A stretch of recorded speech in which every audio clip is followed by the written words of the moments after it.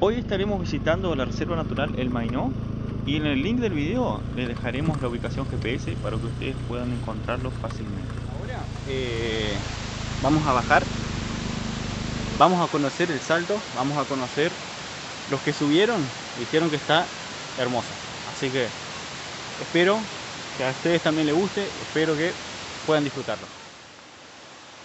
Sin duda no les diré en qué parte, pero en alguna parte del video habrá un obsequio de parte de la gente del Mainó que a ustedes les va a encantar. Así que no se lo pierdan y espero que realmente lo disfruten.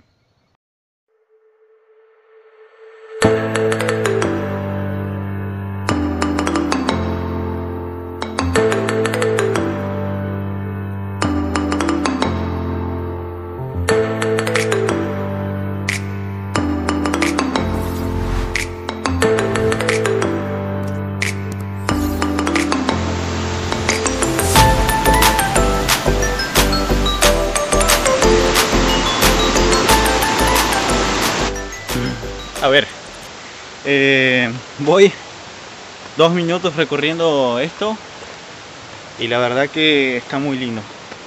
La paz que te trae este lugar es inexplicable. Por los que nos dijeron, este sendero nos lleva a la cueva, es otro atractivo de acá del lugar.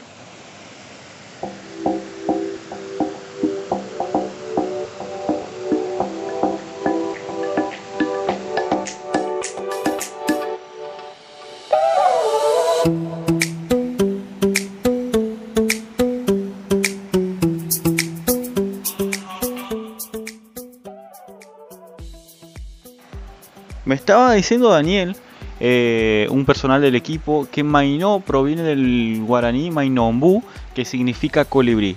Así que ahí viene ese peculiar nombre, que traduciéndolo en otras palabras vendría a ser salto del colibrí.